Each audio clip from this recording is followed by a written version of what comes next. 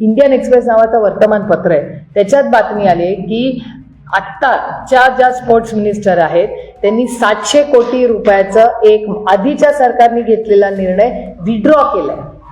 का विड्रॉ केलाय?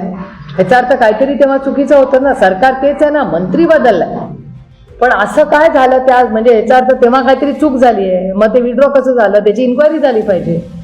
जे तुम्ही बघा ना, किती मंत्री आहेत, कृषी मंत्र्यांनी आरोप केले, मी करतच नाहीये. तुम्हीच बघा ना सर, आणि तुमच्याच चॅनलवरनं पाहिले, ते लाईव्ह आहेत. मी हे सगळं त्या पेन ड्राईव्हवरनं घेऊन माझ्या भाषणात आहे, कारण का मग ते सगळे भारतीय जनता पक्षावाले म्हणतात तुम्ही खोटं बोलताय, म्हणून मी नियमितपणे घेऊन ती पेन ड्राईव्ह आधी टेबल करणार आणि मग भाषण करणार.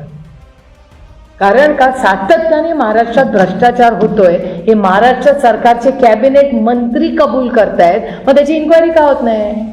ऐकीव अनिल देशमुखांवर अटक होते, ऐकीव संजय राऊतांवर अटक होते, भुजबळ साहेबांवर एवढी केस चालते, नवाब मलिकांवर केस चालते, सगळ्या ऐकीव गोष्टी राईट.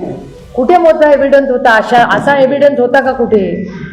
मग ह्यांच्यावर का अन्याय झाले? मग आता जेव्हा मंत्री न्याय मागतायत, मग मंत्र्यांना पण या देशात न्याय नाही मिळणार. बर्ने मामांनी ही ऑर्डर कॅन्सल केली. का कॅन्सल केली याचं उत्तर मला हवं आहे, कारण का मला कळलं पाहिजे की बाबा काय झालं. कारण का त्यातला बरेचसे बेनिफिशियरीज माझ्या लोकसभा मतदारसंघातले, माझं कर्तव्य नाही आहे ते. तुम्ही निवडून मला त्याच्यासाठीच दिलंय ना. हार्वेस्टर माझ्या मतदारसंघातल्या शेतकऱ्यांकडून 8-8 लाख रुपये घेऊन या लोकांनी माझ्या लोकांना फसवलं. नाही चलेगा ये सब. ते शेतकरी आहेत, काळ्या मातीशी इमान राखणारी माणसं आहेत, तुमच्या माझ्या अन्नधान्याचा प्रश्न सोडवतात.